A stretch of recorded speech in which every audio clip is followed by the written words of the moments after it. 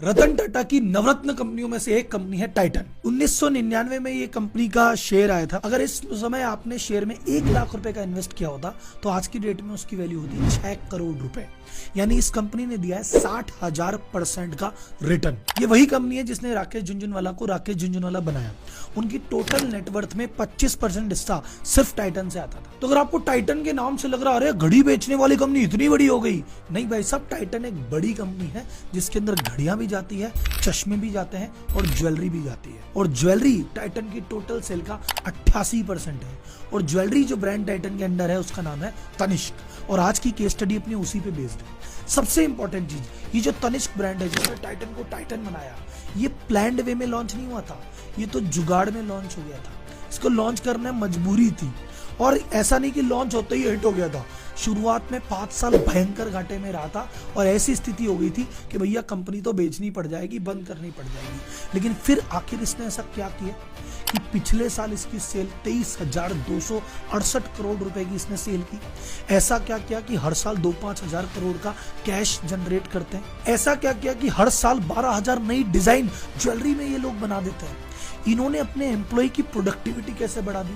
और टाटा ग्रुप की इस स्टडी से आपको पता पड़ेगा कि एम्प्लॉय का ख्याल कैसे रखा जाता है। और जब एम्प्लॉय का ख्याल रखा जाता है तो वो आपका ख्याल कैसे रखते हैं। तो अगर आपको समझना है कि यार वेंडर का मैनेजमेंट कैसे करूं, एम्प्लॉय का मैनेजमेंट कैसे करूं, मार्केटिंग कैसे करूं, और ये सारी चीजें टाटा से सीखना चाहते हो तो this is the case study. मैंने आपको प्रॉमिस किया था कि टाटा ग्रुप की 10 कंपनियों पे केस स्टडी करूंगा। ये पहली केस स्टडी है। जितना इस केस स्टडी को प्यार मिलेगा उतनी शिद्दत से अगली 9 केस स्टडी आपके सामने आने वाली है। तो वीडियो को लाइक तो करना ही है, शेयर भी करना है, और चैनल अब तक सब्सक्राइब नहीं किया तो कर दो भाई साहब, बड़ी बड़ी चीजों को मिस कर जाओगे। अब बाकी सारी बातें छोड़ते हैं और करते हैं वीडियो की शुरुआत।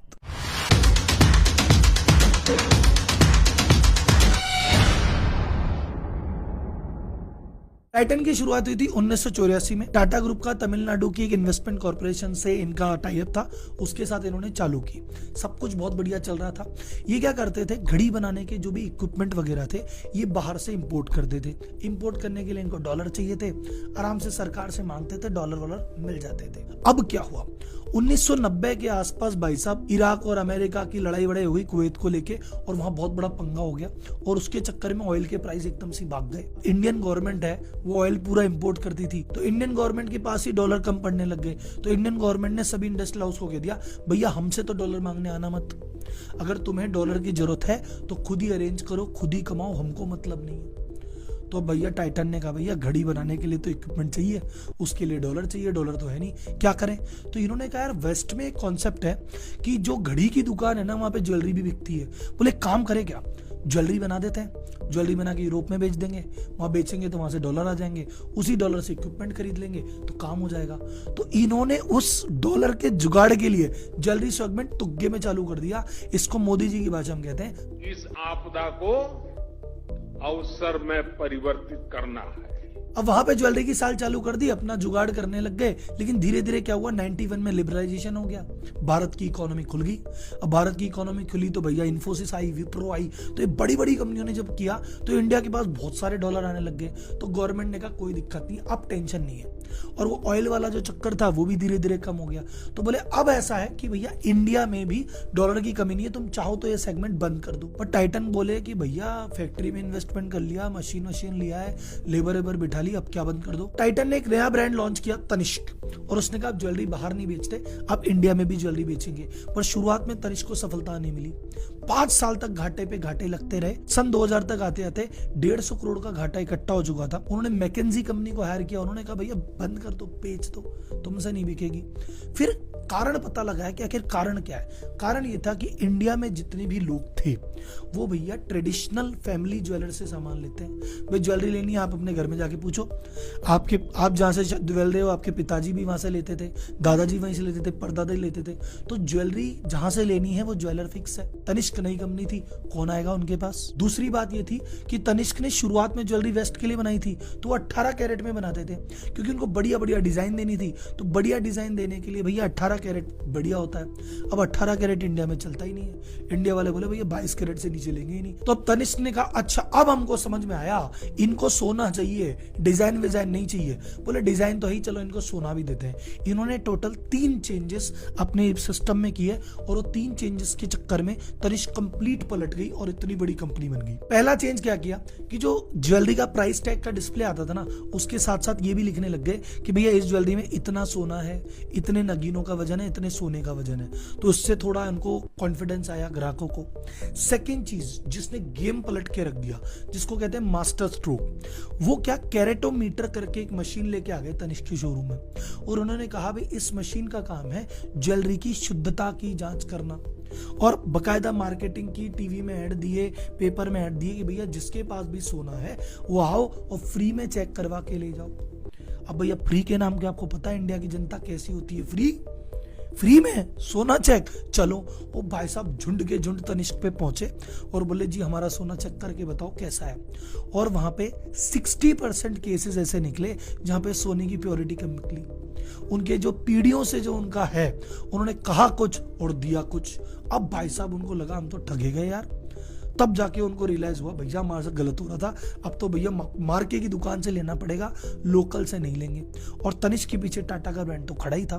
तो धीरे धीरे वो जो ट्रस्ट वहां था वो टूटा और यहाँ पे आ गया। तीसरी चीज जो इन्होंने की, 1920 स्कीम चलाई। ये क्या था, बोले तुम तुम्हारी ज्वेलरी टेस्ट कराओ, 19 से 22 कैरेट के बीच में अगर ज्वेलरी निकली, भाई 16, 17, 18 निकली तो तुम्हारी गलती, भैया तुम जानो। पर हाँ अगर तुमने जांच कराई 20 कैरेट निकली तो तुम एक काम करो, 22 कैरेट तक का कोई भी सोना तनिष्क से ले जाओ, हम सिर्फ मेकिंग के चार्ज लेंगे, गोल्ड के पैसे नहीं लेंगे। मतलब 20 कैरेट की ज्वेलरी दे जाओ और 22 कैरेट की ज्वेलरी ले जाओ सिर्फ मेकिंग देके। अब आप बोलोगे भाई साहब ये 2-2 कैरेट जेब से क्यों बांट रही टाटा? देखो सर, ज्वेलरी में आपको पता है क्या है, एक बार जो ज्वेलर बंध गया, जो ज्वेलर बंधा हुआ था, पीढ़ियों से बंधा हुआ था, हर साल खरीदेंगे, हर शादी पे खरीदेंगे, हर दिवाली खरीदेंगे और उसी से खरीदेंगे, पीढ़ी दर पीढ़ी खरीदेंगे। तो टाटा ने कहा भैया एक बार वहां से यहाँ तो आए, शुरुआत में चाहे नुकसान सही, ओला स्विगी भी तो करते हैं, शुरुआत में नुकसान ही सही, एक बार बने तो सही। तो यही चीज तनिष्क ने भी की। अब ये तीनों चेंज जैसे किए, इनके पास ग्राहक आने लग गए और भैया जो कंपनी लॉस थी वो प्रॉफिट में कन्वर्ट हो गई। अब भैया इसको आगे बढ़ाना है, अब ये एक्सपेंशन की तरफ आए और अब तनिष्क अपने असली अवतार में आया कि एक्सपेंशन में मोटे पैसे नहीं लगाने भैया, असेट लाइट मेथड लेना है जहां पे कम से कम खर्चा हो। इन्होंने फ्रेंचाइजी मॉडल चालू किया और तनिष्क की फ्रेंचाइजी देनी चालू की। इन्होंने मास्टरी हासिल की 2000 स्क्वायर फुट के शोरूम में। जो 2000 स्क्वायर के शोरूम है, ये लोकेशन देखते, जगह देखते और वहां करते, और इनके फुटफॉल के जरिए धीरे धीरे इनकी सेल बढ़ने लगी। फिर 2010 में जाके इनको लगा कि यार छोटे छोटे 2-2 स्क्वायर फीट के तो चल रहे, बड़ा बना के देखे क्या। तो इन्होंने चेन्नई में 20,000 स्क्वायर फुट का एक मेगा शोरूम इन्होंने लॉन्च किया, लार्ज फॉर्मेट, जहां पे भयंकर डिजाइन, और भाई साहब जबरदस्त सफलता मिली। तो इन्होंने फिर 2011 में 25,000 स्क्वायर फुट का मुंबई में अंधेरी में लॉन्च कर दिया। और उन्होंने एक चीज नोटिस की कि 20,000 स्क्वायर फुट का जो एक शोरूम है वो 2-2 स्क्वायर फुट के 10 शोरूम से ज्यादा सेल देता है। तो इन्होंने अब कहा कि जो बड़े बड़े शोरूम है वो तो हम बनाएंगे और छोटे छोटे फ्रेंचाइजी में दे देते हैं। अब भाई साहब मार्केटिंग करनी थी, बड़ा नाम की भैया मार्केटिंग। तो तनिष्क के कैसे ऐड आते हैं, शानदार ऐड आते हैं, आपने भी देखा। बीच में 1-2 ऐड पे कंट्रोवर्सी भी हुई थी। तनिष्क ने भैया अमिताभ बच्चन को ब्रांड एम्बेसडर बनाया कि भैया तुम करो। फिर अभी इन्होंने कोजोल को बना रखा है। जोधा अकबर में तनिष्क की ज्वेलरी काम में ली गई, पद्मावत में इसकी ज्वेलरी काम में ली गई। तो धीरे धीरे तनिष्क के प्रति लोगों का विश्वास और बढ़ने लगा। तो अब बात करते हैं भैया, ये तो हुई मार्केटिंग की और ये हुई एक्सपेंशन की। इन्होंने अपनी सेल कैसे बढ़ाई? सबसे पहले इन्होंने एक स्कीम लॉन्च की, गोल्डन हार्वेस्ट। ये क्या स्कीम है भैया? आपके मन में है कि 1.25 लाख की चैन पहनूं, 1,20,000 की, पर आपने कहा 1,20,000 इकट्ठे तो होते ही नहीं है। तो तनिष्क ने कहा कोई बात नहीं, आप एक काम करो, 10-10 हजार रुपए हर महीने जमा कराते रहो, 11 महीने आप जमा कराओ, 12वें महीने की किस्त हम देंगे। तो अगर 1,20,000 की चेन लेनी है तो 10-10 हजार 11 महीने तक, तो 12वें महीने के पैसे ये दे देंगे, आपके भाई साहब बेनिफिट हो जाएगा। और टुकड़ों टुकड़ों में भैया सेट भी बन गई। तो ये स्कीम की, इससे इनकी सेल बढ़ी, फर्स्ट। फिर दूसरा इन्होंने कहा यार इधर तो भी ज्वेलरी के आइटम ही बिक रहे हैं, और कुछ बेच सकते हैं क्या? तो इन्होंने कहा कि यार वर्किंग क्लास वुमन है, आजकल महिलाएं काम करने लग गई, ऑफिस जाने लग गई, जॉब करने लग गई। अब वहां पे यार कोई 5-5 लाख का सेट पहन के तो जाएंगे नहीं, तो वहां के लिए लाइट ज्वेलरी लॉन्च करो, 5,000 की, 10,000 की, 15,000 की, जो छोटी मोटी अंगूठी डिजाइनर पहन ले और उनको भी अच्छा लगे। तो उसके लिए इन्होंने कलेक्शन लॉन्च किया मिया करके, जहां पे 3,500 से ज्वेलरी का कलेक्शन चालू है। तो नॉर्मल लोगों को तो बेच ही रहे थे, इन्होंने वर्किंग क्लास को भी पकड़ लिया और इनके लिए भी चीजें लॉन्च कर दी। अब कुछ कस्टमर ऐसे भी जो कहते हैं यार पूरी दुनिया ले रही है नॉर्मल ब्रांड, हम वो नहीं लेंगे, हमको तो लग्जरी ब्रांड चाहिए। उनका भैया तुम भी लो, तुम्हारे लिए लॉन्च करते हैं जोया, उसमें 75,000 से रेट चालू हो रही है और एकदम अलग डिजाइन है, ये भी ले लो। तो जो बहुत ज्यादा अमीर सेगमेंट है उसको भी पकड़ लिया, एवरेज को पकड़ ही रखा था, वर्किंग क्लास को पकड़ लिया। इन्होंने कहा यार सबसे बड़ा सेगमेंट क्या है, बोले सबसे बड़ा सेगमेंट है वेडिंग ज्वेलरी। ज्वेलरी जितनी भी बिकती है उसमें 50% वेडिंग के चक्कर में बिकती है। तो इन्होंने एक कलेक्शन लॉन्च किया जो कि मेरी नजर में अब तक का बेस्ट आइडिया है, रीवा करके इन्होंने कलेक्शन लॉन्च किया। और उन्होंने कहा कि भैया हम 13 कम्युनिटी ब्राइड का कलेक्शन बनाएंगे। ये क्या है, इन्होंने कहा भैया गुजराती दुल्हन अलग है, मराठी दुल्हन अलग है, बंगाली दुल्हन अलग है, उड़िया की अलग है। तो इनको इनके रीजन के हिसाब से, इनके कल्चर के हिसाब से भैया ज्वेलरी बना के देंगे। जैसे बंगाली दुल्हन है तो भैया उनका ज्वेलरी अधूरी है शंखपाला के बिना, गुजराती दुल्हन है तो चंदन और जड़तार के बिना काम नहीं चलेगा, और तमिलनाडु में ओणियम बनेगा लक्ष्मी जी की फोटो के साथ। तो इन्होंने एक एक ट्रेडिशन में समझा क्या चलेगा और उस तरह का कलेक्शन लॉन्च किया। तो हर तरह का कम्युनिटी का बंदे को उसका सामान मिल गया। तो भाई साहब हर सेगमेंट से सेल आने लग गई। और इसीलिए आज की डेट में तनिष्क के 403 शोरूम है टोटल 243 शहरों में, और टोटल 20 लाख स्क्वायर फुट से ज्यादा की रिटेल स्पेस इनके पास है। अब एक बात आती है कि राहुल जी चलो सेल कैसे बढ़ गई, समझ में आ गया, अलग अलग प्रोडक्ट लॉन्च कर दिए, अलग अलग ब्रांड लॉन्च कर दिए, मार्केटिंग कर दी, अमिताभ बच्चन को लिया है, काजोल को लिया है, मूवी में दिखा दिया, कॉस्टिंग कैसे कम करी, आप बोले कम से कम पैसों में आगे कैसे बढ़ा, उस पे भी बात करेंगे। एम्प्लॉय का ध्यान कैसे रखा, वेंडर का ध्यान कैसे रखा, उस पे भी बात करेंगे। बट अगर आपने ये जो सेल्स और मार्केटिंग स्ट्रेटजी सीखी और ये जो मैंने आपको बताया कि लॉन्ग टर्म वैल्यू का कॉन्सेप्ट, कि एक बार भाई साहब 2 कैरेट जेब से दे दिए तो क्या हुआ, पीढ़ियों के लिए कस्टमर बांध लिया, ये सभी कॉन्सेप्ट को आप समझना चाहते हो डिटेल में, और कहते हो जी इसको मैं मेरे बिजनेस में से अप्लाई करूं, और हमारी सेल क्यों अटक जाती है, हमारी मार्केटिंग क्यों फेल होती है, हमारे एम्प्लॉय काम क्यों नहीं करते हैं, ये सारी चीजें आप जानना चाहते हो और ये सीईओ के जैसा बनना चाहते हो, तो आई लॉन्च अ कोर्स व्यापारी टू सीईओ। हर संडे 4 घंटे की क्लास होती है, ये तो प्री रिकॉर्डेड वीडियो है, कैमरे के सामने बोल रहा हूँ, उसमें मैं लाइव आता हूँ और 4 घंटे आपके साथ बैठ के बात होगी, मस्ती होगी, और व्यापारी की एक एक गलती बताऊंगा कि तुम्हारा एम्प्लॉय काम क्यों नहीं करता, इसलिए नहीं करता, तुम्हारी मार्केटिंग क्यों फेल है, इसलिए फेल है, तुम्हारी सेल क्यों नहीं बढ़ रही, इसलिए नहीं बढ़ रही, और सेल कैसे बढ़ती है, ऐसे बढ़ती है। बड़े ब्रांड कैसे करते हैं, बड़े ब्रांड मार्केट कैसे करते हैं, बड़े ब्रांड काम कैसे कराते हैं, बड़े ब्रांड सोचते कैसे हैं, ये सभी चीजों पर डिस्कशन होगा बहुत डेप्थ में। अब अपन बात करते हैं इन्होंने यार कॉस्टिंग कम कैसे की, कॉस्टिंग कैसे की। इन्होंने कहा कि भैया आखिर काम कौन करता है, कारीगर। कारीगरों की समस्या क्या है मालूम करो। तो कारीगरों की समस्या क्या है कि 20 साल की उम्र में एक कारीगर काम करेगा, अब वो बैठता है ऐसी जगहों पे जहां पे भैया एसी नहीं है, वेंटिलेशन नहीं है, हवा ढंग से नहीं आती, लाइट ढंग से नहीं आती, और वो मैनुअल आंखों से लगा हुआ है। तो इन लोगों को गर्दन की प्रॉब्लम आ जाती है, हैंड आई कोऑर्डिनेशन की प्रॉब्लम आ जाती है, आंखों की प्रॉब्लम आ जाती है, और 40 साल की उम्र में ये जॉब छोड़ के कोई और काम करने लग जाता है, और फिर नया आदमी इसमें इनको मिलता नहीं है। तो टाटा ने कहा तुम्हारा वैसी व्यवस्था की जाएगी जैसे हम हमारे एम्प्लॉय की करते हैं। तुमको हॉस्पिटलाइज हो गए, इंश्योरेंस की सुविधा हम दे रहे हैं, तुमको वैसा मंथली चेकअप कराना है, रूटीन चेकअप कराना है, हम सुविधा दे रहे हैं, लोन की जरूरत हो, फाइनेंस की जरूरत हो, बता देना। और उन्होंने सन 2008 में एक बहुत शानदार इनिशिएटिव लिया, इन्होंने कारीगर पार्क बनाए कि भाई एक पार्क बनाएंगे जहां पे कारीगरों को बैठाया जाएगा और सारी सुविधाएं दी जाएगी, और एक प्रोग्राम इंट्रोड्यूस किया मिस्टर परफेक्ट। सब उस मिस्टर परफेक्ट प्रोग्राम में क्या करेंगे और कारीगर पार्क में क्या करेंगे, इन्होंने कहा कि भैया मशीनरी हम प्रोवाइड कराएंगे, मटेरियल हम प्रोवाइड कराएंगे, ट्रेनिंग हम प्रोवाइड कराएंगे, तुम जितना भी काम करोगे वहां पे एसी है, एसी कंडीशन में काम करो, बढ़िया लाइटिंग में काम करो।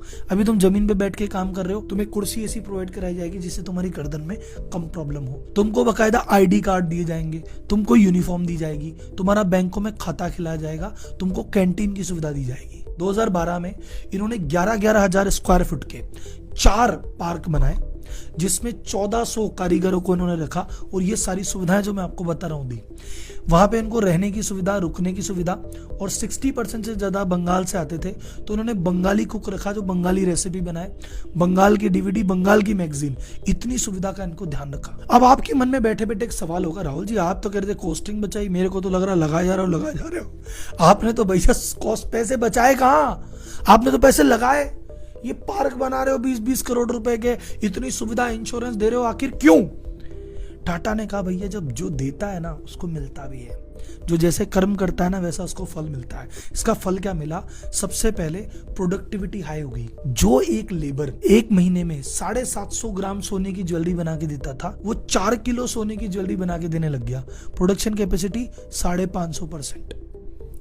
4 किलो बनाने में 5 आदमी लगते, 1 आदमी बना के दे रहा है। आया मजा? सारी मशीन दे दी, टेक्नोलॉजी दे दी और ट्रेनिंग दे दी। उसका फायदा क्या है? पहले ये लोग हाथ से बनाते थे तो एक हार ऐसा बना, दूसरा हार में थोड़ा फर्क आता है। यार आदमी मैनुअल बना रहा है, हाथ से बना रहा है, तो पीस बाय पीस में थोड़ा डिफरेंस आता था। अब भाई सब मशीनरी सेम है, ट्रेनिंग सेम है, तो पीस बाय पीस में फर्क ही नहीं आने लग गया।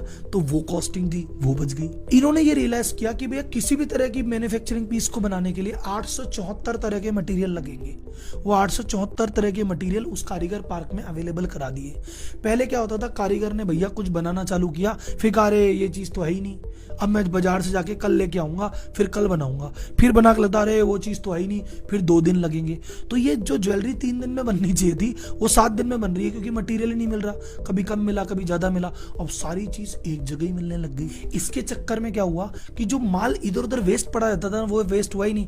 अभी ये माल दिया, अभी के अभी बन के मिल जाएगा। गोल्ड का मूवमेंट फास्ट हो गया। सोचो कि 1000 कारीगर हैं, हर कारीगर के पास 100 ग्राम सोना दे रखा है। कितना सोना तनिष्क का ब्लॉक हो गया। और वो सारे कारीगरों को एक ही जगह बैठा रखा है और सारी सुविधा दे रखी है, तो सोने का रोटेशन कितना तेजी से बढ़ रहा है। तो जो सोने की इन्वेंट्री 30 दिन की हुआ करती थी वो 3 दिन पे आ गई। अच्छा, ये जो वेस्टेज हुआ करते थे इंडस्ट्री में, लगभग 5% तक वेस्टेज हो जाता है गोल्ड। इनके यहाँ वेस्टेज होता है 0.15%।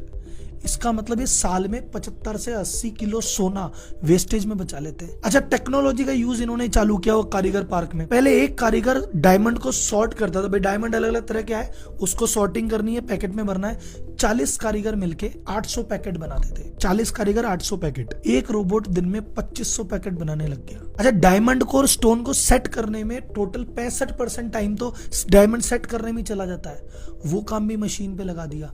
तो भाई साहब जो दिन में 150 कास्टिंग हुआ करती थी वो दिन में 1800 कास्टिंग होने लगी। 12 गुना बढ़ गया प्रोडक्टिविटी। तो इसके चक्कर में जो एक नया प्रोडक्ट लॉन्च होने में एवरेज 8 महीने का टाइम लगता है, ये 1 महीने में नया प्रोडक्ट लॉन्च करके रख देता है। तो जो साल में 3000 डिजाइन बनाया करते थे, इस साल में 12000 डिजाइन बनाने लग गए। कॉस्ट ऑफ प्रोडक्शन 65% तक डाउन आ गई और एम्प्लॉय की प्रोडक्टिविटी 217% बढ़ गई। तो आप बोलो ना एम्प्लॉय को फायदा देने से क्या होता है? ये होता है, एक बार फायदा देखे तो देखो। हम कई लोग सोचते हैं चूस लो एम्प्लॉय को, भैया चूसने से ना होगा। तुम आगे 1 कदम तुम बढ़ाओ, 10 कदम वो बढ़ाएंगे। इन सभी चीजों का इतना इम्पैक्ट हुआ कि जितना तनिष्क ने प्रॉफिट सोचा था उससे 100 करोड़ ज्यादा हो गया। तो आपने सोचा और इतना हो गया तो इन्होंने मजे किए होंगे? नहीं, इन्होंने कहा जिनकी वजह से हुआ है उन्हीं को बांटते हैं। तो उसका एक छोटा हिस्सा उन्होंने कहा जितने भी हमारे फ्रेंचाइजी पार्टनर है प्लस जितने भी वेंडर्स है जिनको ये अचीव करने में मदद की है, सबको 50-50 ग्राम का गोल्ड कॉइन गिफ्ट किया। तो अगर मैं आपको लास्ट में वीडियो को कंक्लूड करूं और मैनेजमेंट लेसन बनाऊं कि यार इस केस स्टडी से सीखने को क्या मिलता है और टाटा ग्रुप ऑपरेट कैसे करता है, तो सबसे पहले टाटा ग्रुप एक चीज ऑपरेट करता है कि जो भी प्रोडक्ट या इंडस्ट्री अनऑर्गेनाइज्ड है उसको ऑर्गेनाइज करेंगे। कि पहले जैसे ज्वेलरी मार्केट है वो छोटी छोटी दुकानों से मिलती थी, बोले यार इसमें एक ब्रांड बन सकता है, वो ब्रांड ढूंढा और ब्रांड बनाया। घड़ियां इधर उधर मिल रही थी, उसको भी टाइटन बनाया। जो भी चीज अनऑर्गेनाइज्ड है, खुली है, उसको ब्रांड बनाने का प्रयास करता है, पहला। दूसरा, कस्टमर की नब्ज पहचानता है। सोचो कौन सोचेगा कि 13 तरह की ब्रांड है और हर तरह का एक बनाना। तो अगर आपको प्रॉफिट कमाना है तो कस्टमर की नब्ज पकड़नी पड़ेगी। तीसरी चीज है कि भैया आप सोचो कि मैं वेंडर को चूस लूं, एम्प्लॉय को चूस लूं। जब आप उनको चूसते हो वो परेशान होते हो, उनका माइंडसेट काम नहीं करता, अल्टीमेटली आपकी ही प्रोडक्टिविटी सफर होती है। आप 1 कदम उनकी तरफ बढ़ाओगे, वो 10 कदम बढ़ाएंगे और पूरी जान लगाएंगे। तो आप हमेशा मन में ये ग्रेटिट्यूड रखोगे इनके लिए कुछ करना है। देखो, पहली बात, आप उनके लिए कुछ करोगे वो आपके लिए जरूर करेंगे, और वो नहीं भी करेंगे ना भाई साहब, ऊपर वाला बैठा है ना, काय टेंशन लेते हो। बिजनेस को भी एक बार तुम चैरिटी की नजर से करके तो देखो, फिर आएगा मजा। यही पूरी केस सीरीज का मतलब है कि भैया बिजनेस खुद के लिए नहीं होता, खुद के लिए तो नौकरी होती है। बिजनेस करो तो ऐसे करो कि यार ये 10 लोगों का घर भी चल रहा है इनके एम्प्लॉयमेंट के लिए, ये मेरे कस्टमर 100 कस्टमर है ना, ये भी खुश हैं, ये मेरे 25 वेंडर है ना, ये भी खुश हैं, यार मैंने इतना पैसा कमाया तो इतना टैक्स भी दिया, और यार इतने पैसे बचे तो मैंने इतना चैरिटी भी किया। जब बिजनेस कर रहे हो तो पूरे चाहूं और 360 डिग्री ये चीज फैलाओ। और इसमें कोई करने में दिक्कत आ रही है, प्रॉब्लम आ रही है, अटक रहे हो, भटक रहे हो, सॉल्यूशन चाहते हो, सो डोंट वरी, डिस्क्रिप्शन में लिंक है, उस पर क्लिक करो। संडे को 10 बजे मिलते हैं और डिस्कस करते हैं क्या हो रहा है, क्यों हो रहा है, कैसे करा है। लास्ट तक, अंतिम तक नहीं छोड़ेंगे, हर व्यापारी को सीईओ बना के छोड़ेंगे। अब मिलते हैं अगली वीडियो में नई केस स्टडी के साथ, तब तक के लिए धन्यवाद। जय हिंद।